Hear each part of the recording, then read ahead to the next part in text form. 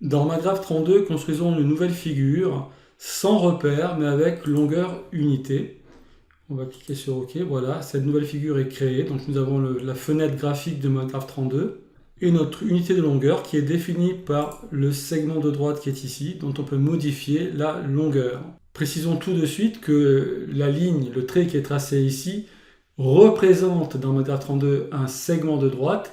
Le segment de droite est un objet mathématique, idéalisé donc par les mathématiciens, et cet objet n'a pas normalement d'épaisseur, il a juste une longueur, cette longueur qui est égale à 1 ici entre les deux points qui constituent ces extrémités, points qui eux, comme le disait Euclide, n'ont pas de partie.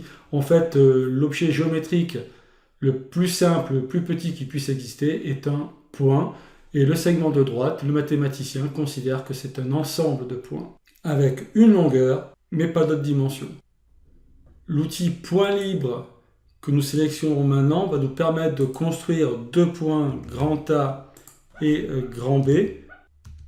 Puis l'outil droite par deux points va nous permettre, en sélectionnant le point grand A et le point grand B, de dessiner l'unique droite, qu'on peut appeler par exemple petit d, qui passe par A et B. En vert, on pourrait dessiner le segment de droite, donc en utilisant cet outil segment de MATLAB32, le segment de droite ayant pour extrémité A et B. Ce sont l'ensemble des points de la droite AB qui sont situés entre A et B. Le segment de droite AB est l'ensemble des points situés sur la droite AB entre A et B. On dit aussi que le segment de droite AB est inclus dans la droite AB parce que tout point du segment de droite AB est aussi un point de la droite AB. Supposons maintenant que l'on veuille mesurer la longueur du segment de droite AB, donc la distance qui sépare les points A et B. Pour cela, nous avons besoin de reporter le segment de droite de longueur unité sur le segment de droite AB et voir combien de fois le segment de droite AB contient le segment de longueur unité. Pour cela, eh bien, nous allons utiliser ce que l'on appelle un compas. Donc le compas, l'outil qui est proposé ici par MATLAB32, compas. Donc un compas, dans la pratique, on pourrait prendre un fil tendu. Un fil tendu, on pourrait considérer que le segment de droite ici représente aussi un fil, le dessin qui est fait ici dans MATLAB32 représente à la fois un segment de droite quand on considère qu'il n'a pas d'épaisseur mais uniquement une longueur, mais on pourrait considérer également qu'il représente un fil tendu. Et le compas va nous permettre, de MATLAB32, vous permettre de mémoriser, donc de prendre ce fil tendu et de le déplacer dans l'espace en conservant sa longueur. Et on va pouvoir reporter donc à partir du point grand A. Donc je clique sur grand A ici et je vais construire ce qu'on verra par la suite, ce qu'on appelle le cercle de centre A et de rayon 1.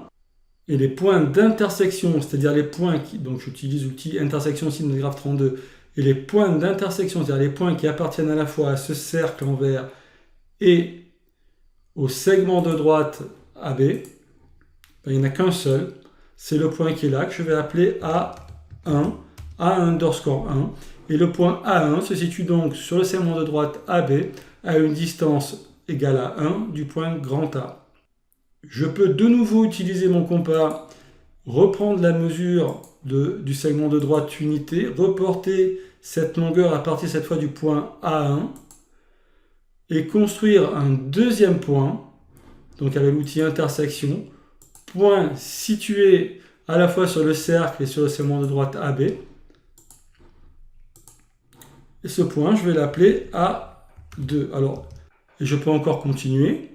Répéter encore une fois cette opération. Donc, je sélectionne l'outil compas. Je sélectionne les deux points dont je veux mémoriser la distance qui les sépare. Donc, les deux points qui sont à l'extrémité de mon segment unité. Et reporter cette longueur à partir cette fois du point A2. Encore une fois, je vais créer les points d'intersection entre ce cercle et le segment AB. Et je vais obtenir un nouveau point qui est le point A3 situé à une distance, alors attendez, j'ai mal, A3, voilà, situé à une distance égale à 3 unités de longueur du point grand A. On voit que cela n'est pas suffisant pour mesurer la longueur du segment de droite AB, mais je peux déjà dire dès à présent que la longueur du segment de droite AB est plus grande que 3 fois la longueur du segment unité. Effectuons encore une fois cette opération pour être sûr que vous en avez bien compris. Donc on mémorise la longueur du segment unité et on la reporte à partir du point A3 et on détermine ainsi les deux points sur la droite AB qui sont à une distance égale à 1 du point A3. Alors, un des deux points est le point A2 et l'autre point, bien, ça va être le point A4. Pour cela, j'utilise l'outil intersection pour le construire. Intersection du cercle de rayon 1 centré au point A3 et de la droite AB. Et je vais appeler ce point A4. Donc on peut dire dès à présent, on peut dire que la longueur du segment de droite AB est comprise entre 4 fois la longueur du segment unité et 5 fois la longueur du segment unité. Voilà comment on mesure la longueur d'un segment de droite. Pour mesurer cette longueur, on a besoin d'un segment de droite unité. Alors, je peux modifier mon unité de longueur, ce qui ne va pas modifier mon segment de droite, évidemment, mais qui modifiera la longueur du segment. Alors, au passage, MATLAB 32 nous fournit un outil mesure de longueur qui nous permet de mesurer la longueur, la distance qui sépare A et B. Donc, le point libre, c'est le point libre grand A et le point libre grand B. Et cette longueur est affichée en vert, mais on va changer sa couleur pour bien la repérer. C'est cet affichage de longueur qui est égal à 4,5. Je peux aussi déplacer cette mesure. Donc A 4,5 est la longueur du segment de droite AB, en prenant comme unité de longueur évidemment la longueur qui est définie là. Je change mon unité de longueur, je vais évidemment changer la mesure de mon segment de droite, puisque cette mesure dépend de l'unité de longueur choisie. Je peux même me débrouiller pour avoir une unité de longueur quasiment égale à 1/4 du segment de droite AB. Auquel cas, bien, le point A4 coïncide avec le point grand B. Je peux aussi, voilà. Alors, vous voyez que cette mesure de longueur est proposée dans MATLAB 32 avec une décimale. Ça veut dire que pour l'obtenir, qu'a fait MATLAB 32? Il a mesuré 4 fois la longueur du segment unité, puis il a divisé par 10 ce segment de longueur unité, et il a compté 5 dixièmes avant d'atteindre le point grand B. On pourrait encore diviser par 10 et obtenir, et puis 100 fois plus petit. Et combien je peux en mettre? Alors on peut le déterminer. Il suffit de modifier l'objet graphique et demander un nombre de décimales plus grand, vous voyez. Et donc on va utiliser des dixièmes de longueur unité, des centièmes, 6 centièmes, 9 millièmes et 10 millièmes. Donc voilà Alors maintenant si je prenais comme longueur unité un segment qui est égal à 10 millièmes de ce segment-là, donc une longueur 10 000 fois plus petite que cette longueur-là, eh bien je pourrais mettre entre A et B 44 692 unités de longueur, à condition évidemment, donc je divise par 10, par 100, par 1000 et par 10 000, donc 44 692, 10 millièmes de longueur de cette longueur-là. Donc je pense que vous avez compris un petit peu comment on mesure un segment de droite, et il faut une longueur unité, et c'est comme ça que l'on obtient ce nombre. Alors on pourrait mener cette mesure de longueur à l'infini, et on obtient ce qu'on va obtenir en nombre réel, avec une infinité de décimales qui sont a priori non périodiques. De même, si je modifie la position du point grand B sur la droite, donc je modifie également la droite AB, cela ne change rien aux propriétés de ma figure, puisqu'on est dans un logiciel de géométrie dynamique.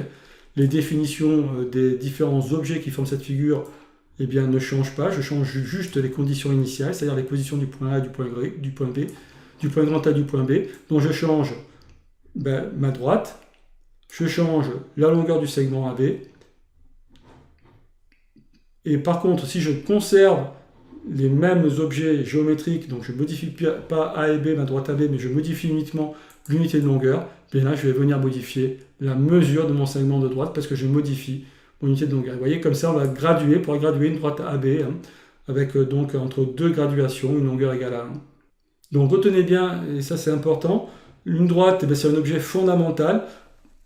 L'idée de la droite nous vient par exemple, si on observe la trajectoire, le chemin d'un rayon de lumière, d'un rayon de soleil, eh bien ce rayon de soleil semble suivre une ligne droite. Si on fait tomber un objet sans vitesse initiale, cet objet semble se déplacer suivant une ligne droite. Alors l'objet étant assimilé à un point, en fait une ligne droite est engendrée par un point en mouvement, on peut voir ça comme ça également.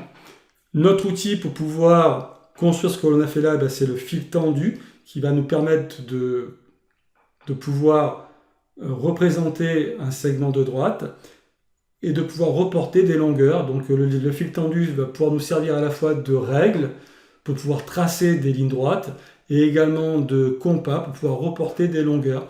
Chose que je viens de faire ici grâce aux outils proposés par MathGraph 32. Voilà. Donc ce sont ici, cette première vidéo présente vraiment les objets fondamentaux et les outils en réalité fondamentaux qui sont le fil tendu, qui sert à la fois de règle et de compas.